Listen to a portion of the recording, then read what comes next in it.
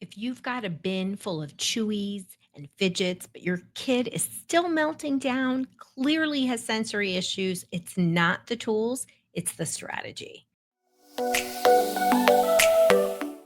So let's break down which sensory tools actually help kids regulate and how to match the right tool to the right kind of dysregulation. Sensory tools are some of my favorite things. I learned all those decades ago that kids needed sensory tools to help to regulate enough to learn. And these are some of the most challenging cases that I've ever had working with kids in treatment centers, residential treatment centers, or hospital settings. And I got to see how magical they are. So, when they work, why do they work? So, they regulate the nervous system, not just distract. I know like fidgets became a real popular thing, was that probably 7 or 8 years ago. Do have a place, but they're not for everybody. Sensory tools also work when they give input to bring the brain back to baseline. So they calm overstimulation or they wake up an under aroused brain. They support sensory seekers and avoiders and the way they need to be supported. And they work best when they're used preventatively, not just in a crisis, which I think is one of the greatest mistakes that people make, that we're not using these enough. What are signs that your kid is a sensory seeker and needs more support? So they are in constant moving, they love to crash into things, they cover their ears, or they complain about textures. They might crave movement or avoid lots of noise or busy environments. They struggle to sit still when everyone else is.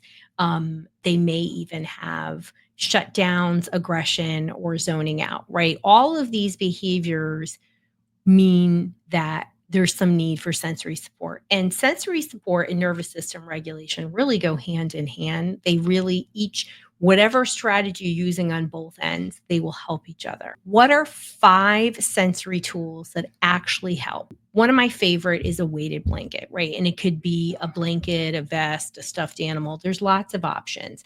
And the deep pressure is calming, right? Best for anxious individuals, bedtime, transitions.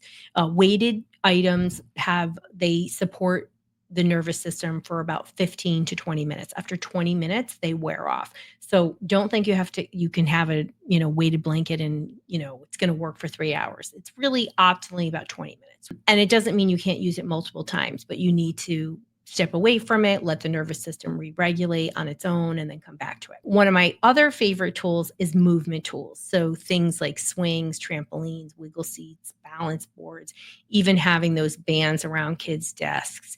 They regulate our vestibular system. They're great for before school, homework, transitions.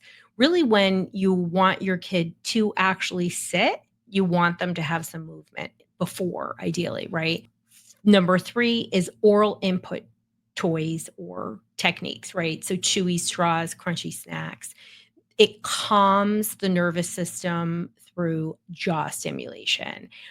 It supports focus, reduces impulsivity. I actually find some of these things can be really helpful with picky eaters. It also can be great when I have a really high movement kid, when I need them to sit and do homework. It really can help focus the brain. Number 4, fidgets. So texture toys, silly putty, little clickers, different things that they can kind of manipulate in their hand. It helps focus and self-regulation. They're great when you have to do a seated task or a high level of focus is needed, or sometimes before a transition. And there's lots of them out there, and consistency is important in making sure your kid is having access to them and using it on the regular. Number 5, visual and auditory tools, things from noise canceling headphones. They have the little earbuds that reduce noise. I love those. I think they're really great. Lava lamps, calm music. I'm a big fan of the music that has the brain changing different audio components in it. It's been around 2 decades.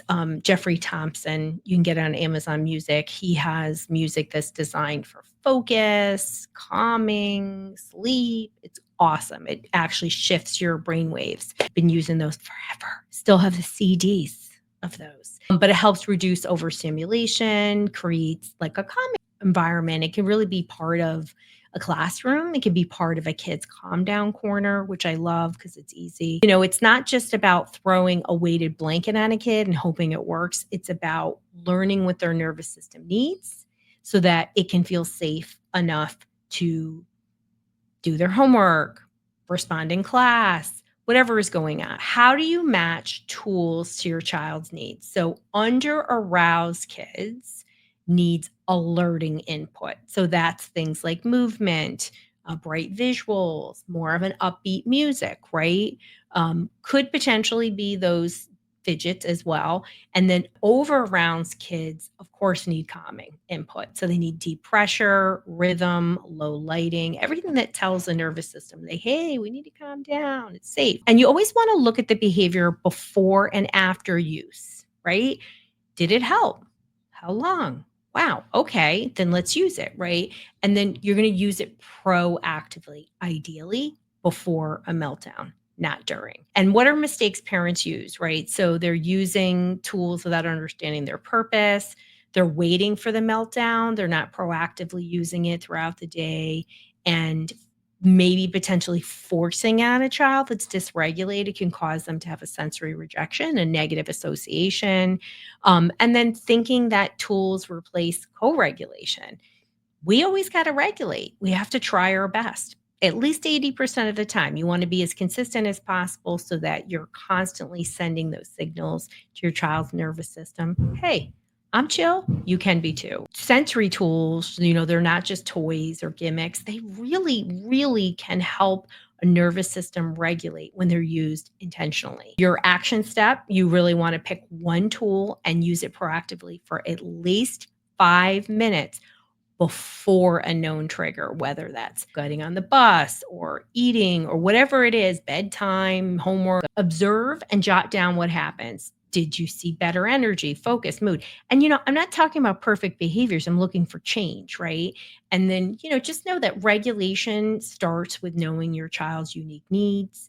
There are lots of tools. It's got to be the right tool for your kid. And then when you're consistent with it, it's not just the consistency of the use, it's the consistency of telling the nervous system it's okay to regulate. Make sure you share this episode with a friend who needs it. If you want more support and you want it in your inbox, I'm writing this amazing newsletter, the Dysregulation Insider.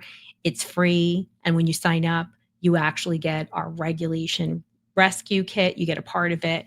You get the whole kit if you refer 2 friends. But you can go to drroseann.com/newsletter and sign up and make sure to actually click on the email so you continue to get it. So just know you got this. Sensory tools are amazing when they're used in the right way for the right issue and consistently. More insights and solutions, will subscribe to our Dysregulation Insider and it will show up in your inbox every week.